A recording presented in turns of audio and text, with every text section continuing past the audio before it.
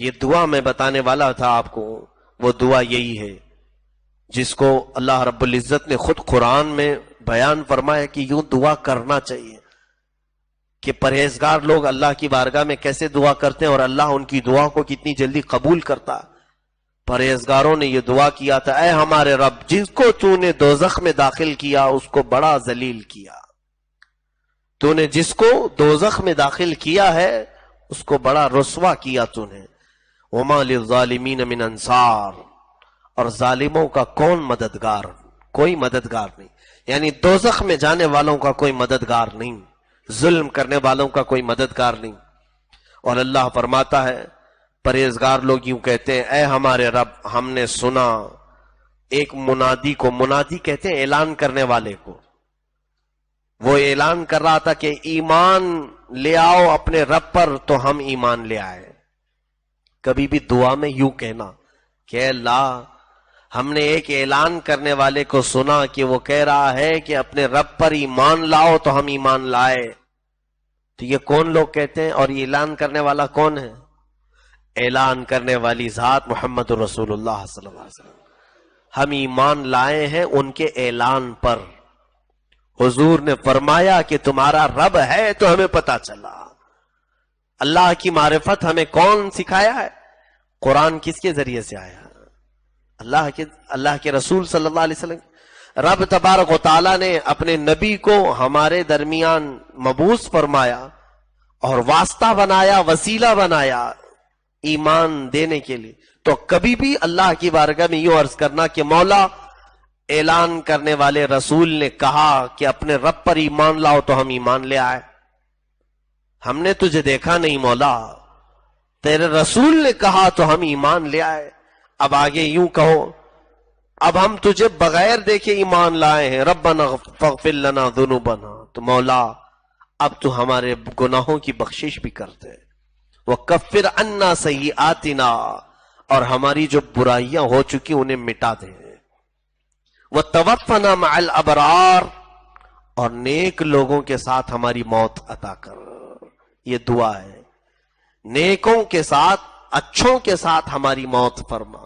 اس آیت میں ایک بہت بڑا نکتہ ہمیں نظر آتا ہے۔ اللہ نے یہ کیوں دعا کے شروع میں فرمایا کہ یوں کہو کہ ہم ایمان لائے ایک ندا کرنے والے کے اعلان پر؟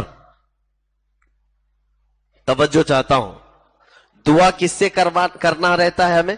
اللہ سے ڈائریکٹ۔ اللہ تعالیٰ یہ فرماتا کہ اے بندو، مجھ سے یوں کہو، اے ہمارے رب، گناہوں کی تو بخشش کر دے، برائیوں کو مٹا دے، اور نیکوں کے ساتھ موت عطا کر۔ نہیں، مولا نے اس سے پہلے ایک آیت میں یہ فرمایا، یوں کہو کہ اے ہمارے رب، ایک اعلان کرنے والے کی بات پر ہم تجھ پر ایمان لائے ہیں۔ اس کا مطلب یہ ہوا کہ جب بھی رب سے مانگا جائے، رسول کا واسطہ لیا جائے، رسول کریم صلی اللہ علیہ وسلم کا ذکر ہو۔ اے رب قدیر، تیرے رسول نے ہمیں بتایا ہے کہ تو جواد ہے، تیرے رسول نے ہمیں بتایا ہے کہ تو ستار ہے، تو غفار ہے۔ تو جب یہ ذکر آئے گا تو دعا کا طریقہ ہی دیکھیں۔ اسی لیے صحابہ کرام سے جو معاملات ہوتے تھے، آپ دیکھیں، کسی سے زنا ہوا ہے، کسی سے چوری ہوئی ہے، کسی سے کوئی خطا ہوئی ہے، بخشنے والا کون ہے؟ اللہ رب العزت ہے۔ لیکن یہ صحابہ پہلے رسول اللہ کے پاس آتے تھے، حضور آپ فرما دیں کہ اس گناہ پر مجھے کیا کرنا ہے، کیونکہ قرآن میں بھی یہی ہے کہ جب اے لوگو تم اپنی جانوں پر ظلم کر لو تو اب میرے رسول کے پاس آ جاؤ، اور اگر رسول تمہارے لیے سفارش کر دے تو مولا بھی تمہاری توبہ قبول کرے گا۔ دعاؤں میں میرے نبی صلی اللہ تعالی علیہ وسلم کو واسطہ بناؤ۔ حقیقت میں میں یہاں پر اس وسیلے کے مسئلے کو اس سے قبل بھی بتایا ہوں، کئی لوگ اس سے اختلاف کرتے ہیں۔ مجھے حیرت ہوتی ہے، تعجب ہوتا ہے کہ بعض لوگوں نے یہ سمجھا کہ وسیلہ لینا حرام ہے، اور بعض نے یہ سمجھا کہ وسیلہ لینا واجب ہے۔ دونوں بھی غلط ہے، دونوں بھی۔ اگر ہم میں سے اہل سنت و جماعت میں سے، سنیوں میں سے کوئی یہ کہتا ہے کہ وسیلہ لینا فرض ہے یا واجب ہے تو غلط کہتا ہے، مستحب ہے۔ اللہ رب العزت قرآن میں فرماتا ہے تم مجھے پکارو میں تمہاری پکار کو سنتا ہوں، لیکن مستحب طریقہ اس نے قرآن میں فرمایا وَابْتَغُوا إِلَيْهِ الْوَسِيلَةَ، اس تک پہنچنے کے لیے کوئی وسیلہ لے لو، اچھا ہے۔ فرض اور واجب ہو تو الگ مسئلہ ہے، اور یہ اگر شدت کے طور پر اگر کسی نے کہا کہ فرض اور واجب ہے تو اس نے بھی غلط کہا۔ اور ایک کچھ جماعتوں والے جیسے بعض مکتبہ فکر کے لوگ یہ کہتے ہیں کہ وسیلہ لینا بالکل حرام ہے، یہ بھی غلط ہے۔ کسی چیز کو شدت کے ساتھ تم حرام کیسے کہہ رہے ہو؟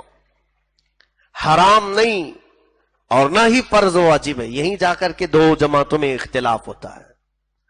یہ مستحب ہے، میں یہ کہتا ہوں میری جانب سے وسیلہ لینا مستحب ہے، جو وسیلہ لے کر دعا کرے گا تو اچھا ہے، اور جو نہیں لینا چاہتا تو ہمارا اس سے کوئی اعتراض نہیں۔ تو اگر اللہ رب العزت سے دعا کرتا ہے تو دعا کر، اللہ کی بارگاہ میں مانگتا ہے تو مانگ، ہمیں اس سے کوئی اعتراض نہیں۔ لیکن اگر تم انکار کرتے ہو، حرام کہتے ہو، تو پھر ہم آپ کا شکنجہ کسیں گے، دلیل چاہیے ہمیں۔ تم حرام کہتے ہو تو دلیل کہاں ہے؟ دلیل تمہارے پاس نہیں۔ اور ایک بات یہ بھی یاد رکھنا، میں فرض اور واجب بھی نہیں کہتا، مستحب ہے۔ یہ درمیان کے راستے سے اگر چلو گے تو بہت سارے اختلافات ختم ہو جائیں گے۔ کئی جگہ پر شدت نے آ کر لوگوں کے درمیان دراڑیں پیدا کی۔ خیر، یہاں قرآن کی اس آیت سے میں نے آپ کو بتایا کہ اللہ رب العزت نے یہ دعا سکھائی ہے، لیکن یہ بھی فرمایا کہ جو پرہیزگار ہیں وہ یوں کہتے ہیں کہ مولا ہم نے رسول کے اعلان پر تیرے رب ہونے کا اقرار کیا، تجھ پر ایمان لائے، اب تو ہماری بخشش فرما۔ تو دیکھیں دعا کرنے کا تمہید ایسے طریقہ ایسے بتایا گیا کہ رسول کا ذکر کرو، کہ رسول نے ہمیں بتایا ہے۔ اب کبھی گناہوں کی بخشش کا سوال کرنا ہے تو یوں کہو، ظاہر سی بات ہے آپ ڈائریکٹ اللہ کو غفار کہہ سکتے ہیں کہ نہیں؟ وہ غفار ہے۔ ستار کہہ سکتے ہیں کہ نہیں؟ وہ ستار ہے۔ آپ اسے کہیں تو غفار ہے مولا میرے گناہوں کی بخشش کر، تو ستار ہے میرے گناہوں کی پردہ پوشی کر۔ ستار چھپانے والا، غفار بخشنے والا۔ لیکن میں ایک طریقہ آپ کو یہ بتا رہا ہوں، یوں کہو اے مولا تیرے رسول نے بتایا ہے کہ تو غفار ہے، لہذا ہماری مغفرت فرما۔ تیرے رسول نے بتایا ہے کہ تو ستار ہے، تو ہماری پردہ پوشی فرما۔ یہ دعا کا ایک احسن طریقہ ہے، ایک مستحب طریقہ ہے، اس میں بات پاورفل ہوتی ہے۔ رسول کریم صلی اللہ تعالی علیہ وسلم کا ذکر جمیل آ جائے تو مولا تبارک و تعالی اس بندے کی دعا کو رد نہیں فرماتا، رد نہیں فرماتا۔ مثال ایسی ہی سمجھ لیں، بلا تشبیہ و بلا تمثیل، میں اللہ اور اس کے رسول کو مثالوں سے نہیں سمجھا سکتا، ہاں بس تمہارے ذہن کو قریب کرنے کے لیے کوئی مثال دے سکتا ہوں۔ میرے پاس کوئی صاحب آئے اور انہوں نے کہا کہ آپ مجھے کوئی تعویذ لکھ کر کے دے دیجئے۔ تو ظاہر سی بات ہے اگر میں لکھنے والا ہوں تو لکھ کر کے دے دوں گا۔ انہوں نے براہ راست مجھ سے کہا۔ ایک صاحب ہیں، انہوں نے آ کر کے کہا کہ آپ کے جو بہت عزیز دوست ہیں انہوں نے کہا کہ آپ مجھے تعویذ دیں، تو مجھے خیال کرنا پڑے گا، مجھے خیال کرنا پڑے گا۔ ایسا ہوا ہے۔ ایک صاحب آئے، انہوں نے کہا کہ آپ کے استاد ہیں، آپ کے بھائی ہیں، انہوں نے مجھے بھیجا ہے، تو مجھے دوسرے کام چھوڑ کر کے اسے دیکھنا پڑا، کیونکہ بات یہاں دوسرے جو چیز مانگنے آئے تھے وہی چیز وہ بھی مانگنے آیا ہے، لیکن اس نے کسی اور کا ذکر کیا۔ یہ فطرت ہے نا ہماری، یہ بلا تشبیہ و تمثیل، ذہن کو قریب کرنے کے لیے۔